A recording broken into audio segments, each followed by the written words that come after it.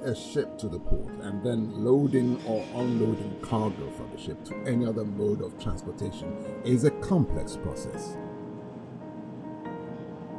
It requires expertise, coordination, and commitment of every single person in the value chain. Nigeria has 6 seaports, Lekki Port being the newest addition. Hundreds of vessels arrive yearly. Lagos Port Complex, also known as Apapa Port, is the shipper's first choice, Nigeria's premier port. Established in 1913, the port has handled Nigeria's largest tonnage for about a century. Beyond its infrastructural up-to-datedness, the port's effectiveness stems from its human capacity, men and women laboring to keep the system running. But then the old cliche, the maritime industry is dominated by males, still triumphs, and even though the tide is changing, women whose remarkable works have directly or indirectly influenced operations at the premier port are rarely known. Let me start by saying the MPA has been gender-friendly. However, the friendliness will apply in the sense that you cannot claim that you are not given certain assignments because of your gender. When it comes to tasks, I think MPA will use whoever can deliver, whether you're male or whether you're female. Elder Angeline Uyibasi was a pathfinder, and she led the finance department of Apapa Port before emerging as the very first female port manager in the Nigerian Ports Authority in 1995.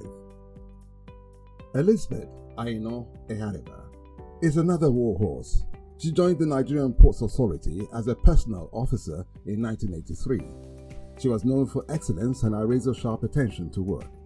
Ehareba rose through the ranks to become the first female executive director since the inception of the organization in 1955.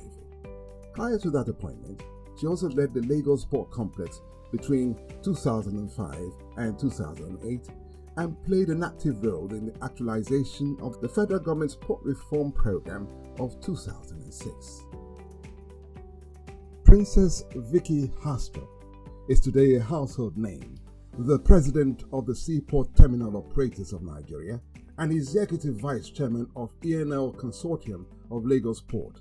But that didn't come cheap. There were times when I turned myself to be my own security HSSC manager. Sit right at the gate. I want to see who will take any dock worker that has the guts that will steal somebody's cargo. I want to take it through my gate. They didn't find that funny. You know what? I was dealt with. In year 2008, over 5,000 workers plus all the motorboy in Apapa invaded our terminal and destroyed every equipment, tables, they broke, cars, they destroyed. I would say unfortunately for them, I wasn't in the office. And you know what? That was the beginning of the transformation that I wanted. If federal government of Nigeria didn't feel we had a capacity to do the job, they wouldn't give us the job. And I'm just going to do that job, and I will do it efficiently. Dr. Amy Gadisini is the Managing Director, Lagos Deep Offshore Logistics Base, LADO, a 100% indigenous oil and gas fabrication and multi-logistics services based in the heart of Apapa.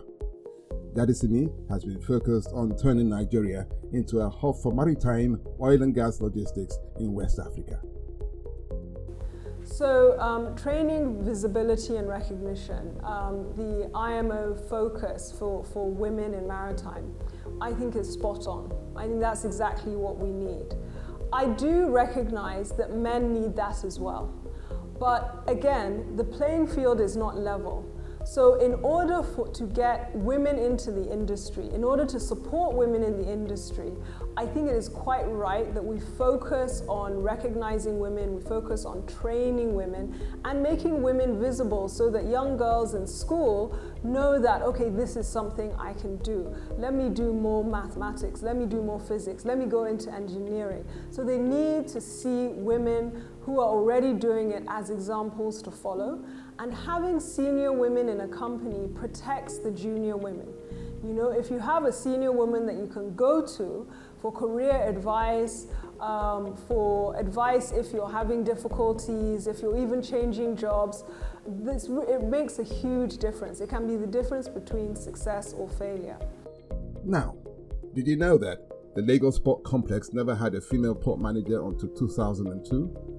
Dame AAA Aroloye was the first woman to serve in that capacity of the nation's premier port, and she proved her mettle.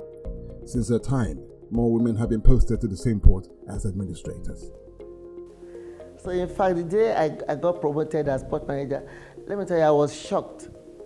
Because I from what I had seen, I had zeroed in that maybe the highest position any woman will reach, or I will reach. Among them, these operations people, is just traffic manager, because that was already a big thing as far as they were concerned to give a woman. So they did not think a woman could be a PM.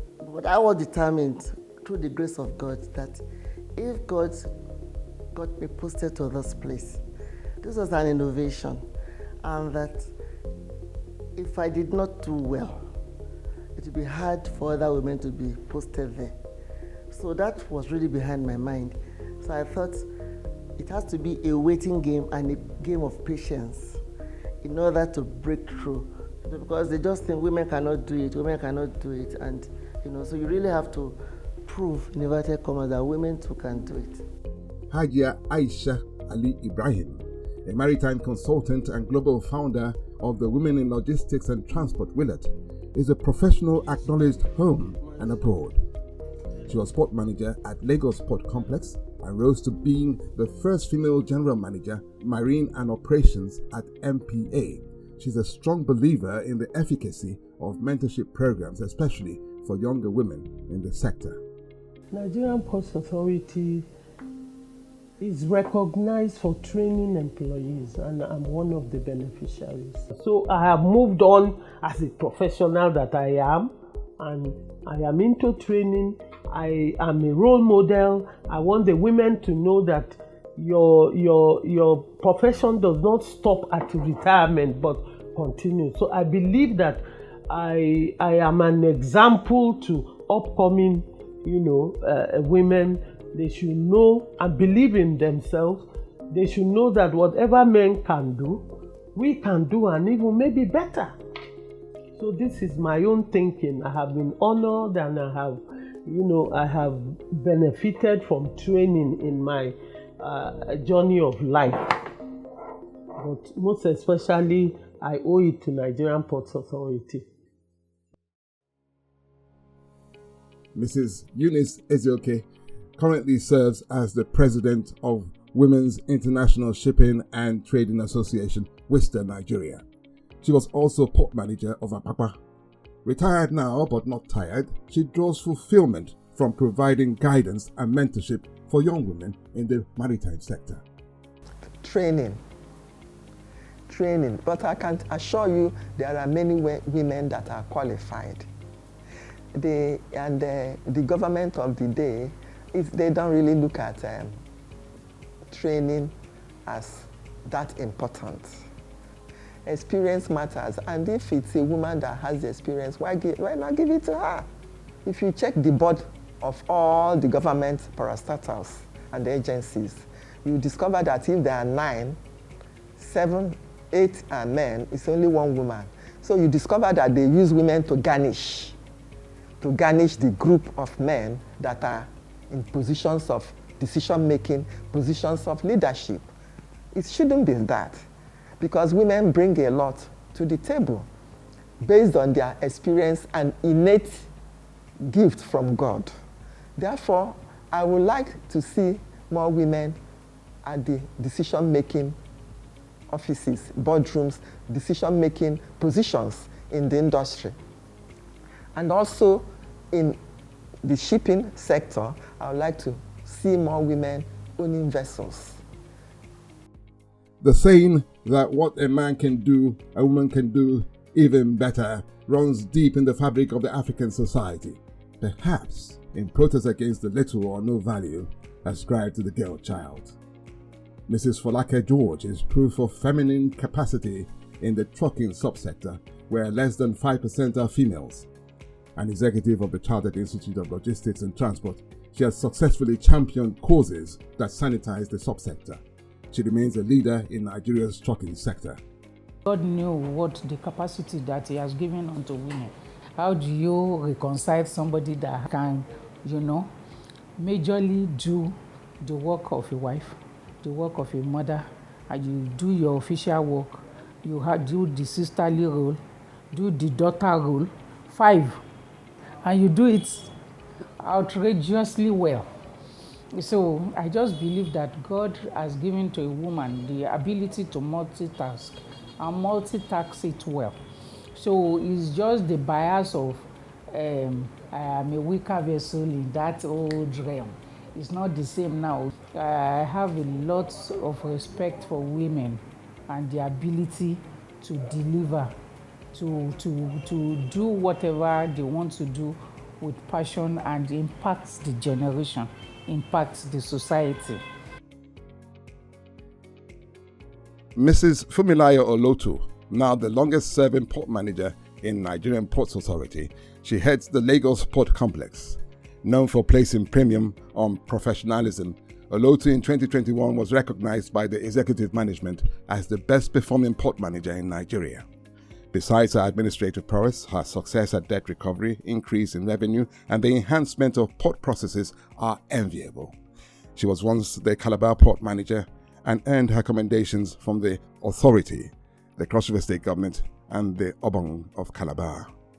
Where a man does something once, and maybe the immediate recognition is given, for a woman, it might take you double, triple, quadruple, multiple steps before such accomplishments and achievements are recognized and rewarded.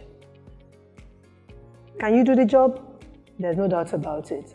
Will they give you the opportunity? There's no doubt about it. But when you now want to place yourself side by side with your male counterparts, I would say it might not be that balanced.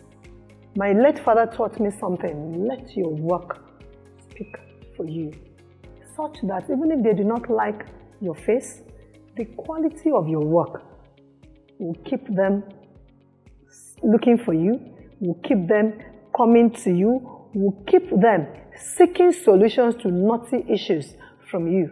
And that has been my story in Nigerian Ports Authority.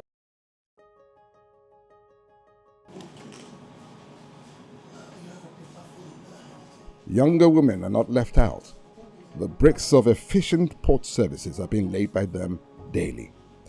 Mrs. Oluwaseun Oluyide, an engineer by training and the head of Health, Safety and Environment, Department of Greenview Terminal in Apapa Port. The industry itself is not bread and butter. The operations, you have to be on the ground. And sometimes you don't know how the day is going to be until you show up to the terminal and work. So I'm able to do what I'm doing now successfully because of the support I get from the management. This job is not for docile people. You can't just be docile. So you must be on ground. You must know your onions. You must be open to learning. For people to tell you unsafe conditions, they must see you that you are open to them.